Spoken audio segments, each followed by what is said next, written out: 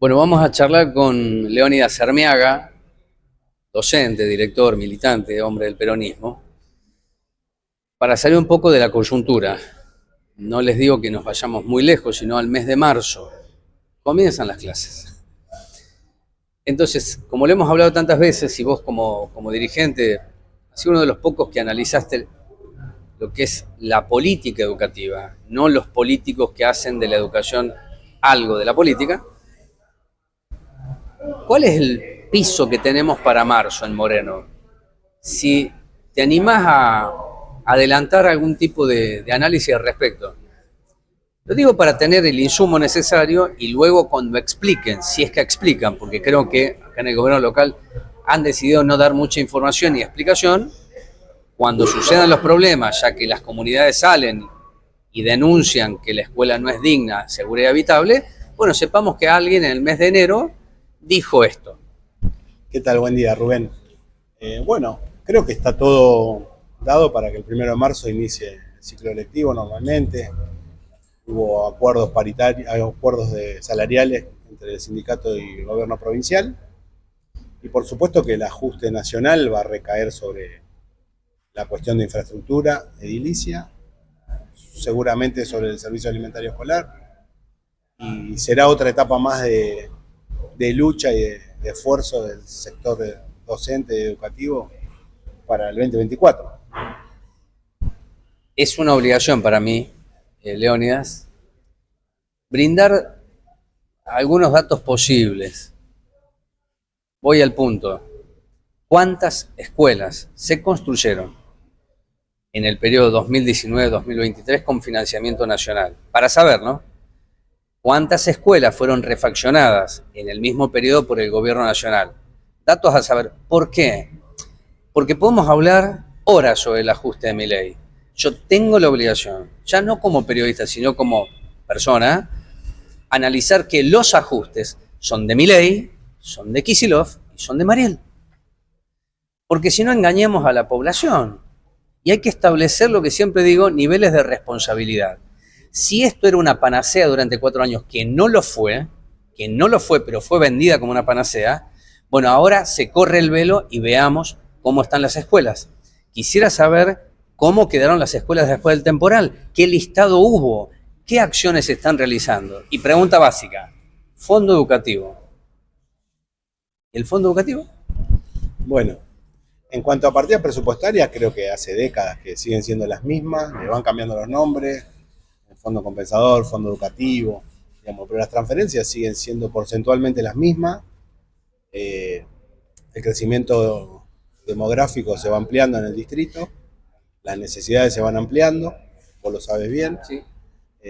Y en cuanto a listados, no te los puedo dar porque no hay información pública para eso, ¿no? No es una gestión que publicite sus actos de gobierno en general y es difícil. Pero creo que hace un tiempo yo te hacía un paralelismo de los 90 hacia ahora, por ejemplo, en el salario docente, Sí. la caída magnífica que tiene, ¿no? Hoy un docente percibe $200 aproximadamente de salario inicial,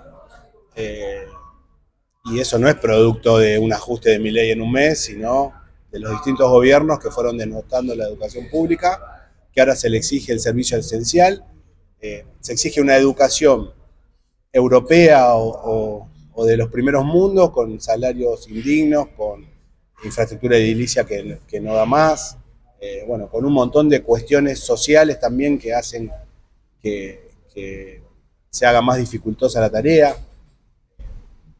Yo creo que hay que dar todo de vuelta, digamos, un poco lo que propuso Milei, y que en realidad lo que termina siendo es un ajuste clásico, ¿no?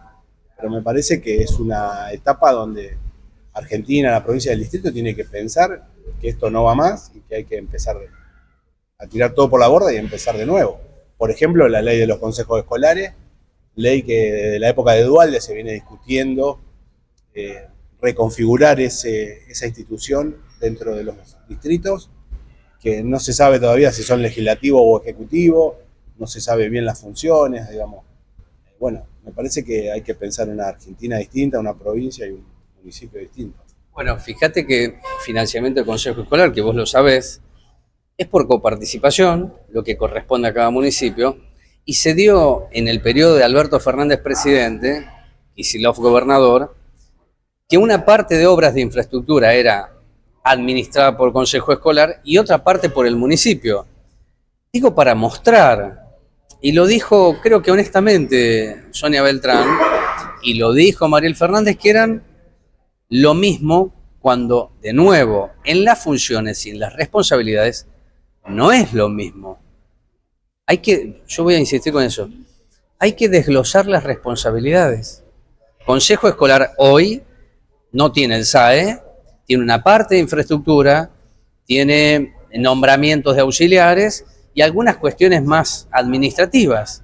Tuvo más el Ejecutivo y ahí aparece el Fondo Educativo y te vuelvo a preguntar, ¿qué sucedería si no hay Fondo Educativo?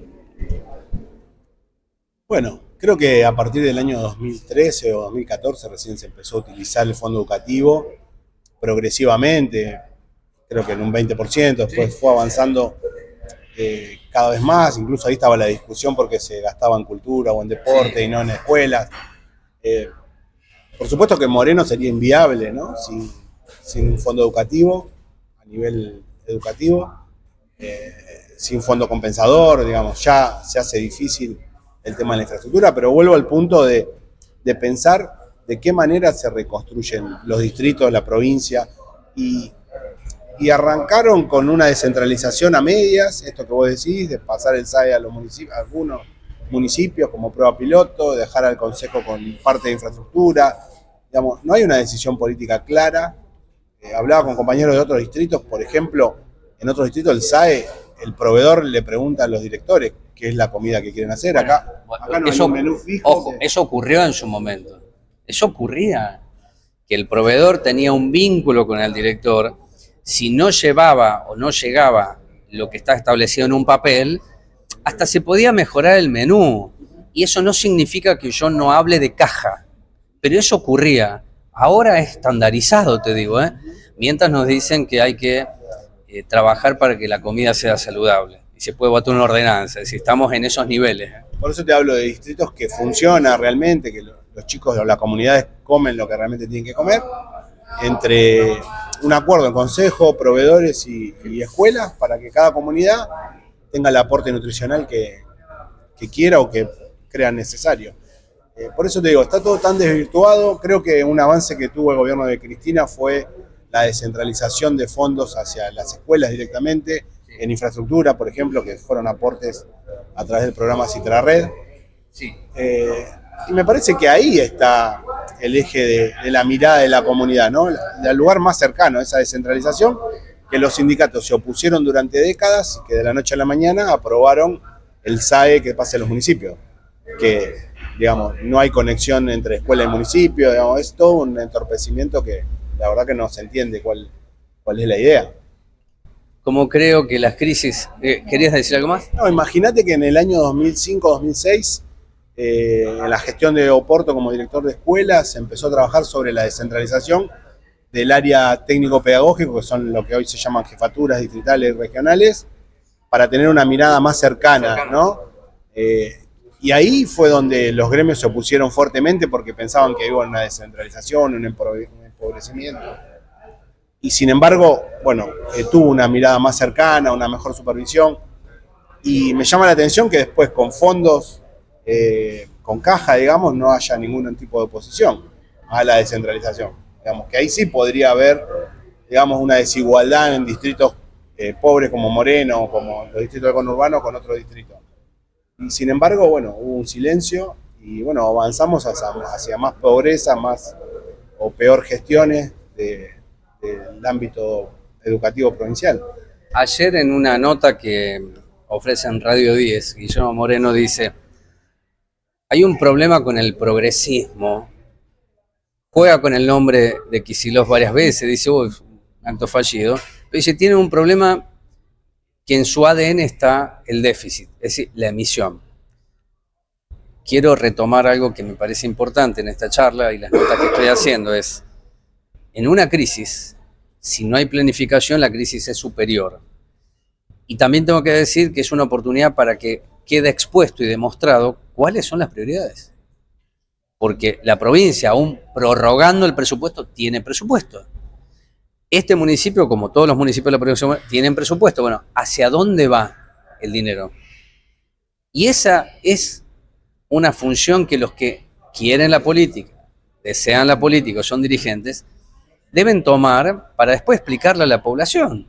Si no se hace reduccionismo, que termina siendo letal para todos y todas, diciendo uno es malo y el otro es bueno, sin explicar que el que dice que es bueno tiene algo de bueno, solamente decir que el otro es muy malo, ¿se entiende? Sí, claramente. Mirá, en cuanto al tema educativo, que es lo que estábamos hablando, Sí. desde la época de Néstor Kirchner no hubo más inversión desde la ley del 2006, donde se incrementa el porcentaje del PBI. El 6% queda así. Entonces después todo cartelería, digamos, ¿no? Que uno hace más, que hace menos, digamos. La verdad está ahí, digamos, cuánto del presupuesto, en este caso nacional, vas a destinar a educación y cuán importante es para vos, ¿no? Porque si uno ve un presupuesto que, no sé, para el sector de la economía en general, marcas un 20%, en la educación un 2%, evidentemente está tu mirada ahí. Bueno, entonces hay que medir el presupuesto local, cuándo se va a la Secretaría de Educación y cuánto efectivamente No, de la Secretaría va ahí. Con esto que decís vos, hoy no hay información, yo también la estoy buscando, Chiqui, no hay información si habrá fondo educativo. Bueno, si no hay, ¿qué hará la provincia para...? A eso me refiero, a decir, mi ley es el que dice que ajusta todo. Por eso, ¿qué hace la provincia y qué hace el municipio? ¿Cómo rediseña las prioridades y dentro de las mismas está la educación? Tal cual, porque el fondo educativo es un fondo especial para educación. Pero aparte el municipio tiene un presupuesto que también podría poner en educación aparte del fondo educativo que ya viene. Y eso no se ve en Moreno desde hace muchos años, no es de ahora. Hoy te decía, bueno, fue progresivamente avanzando ese aporte del fondo educativo a las escuelas provinciales. Ahora, desde el Tesoro Municipal nunca se aportó, siempre se discutió la basura o, no sé, cuestiones macro y nunca se discutió una política educativa a nivel municipal.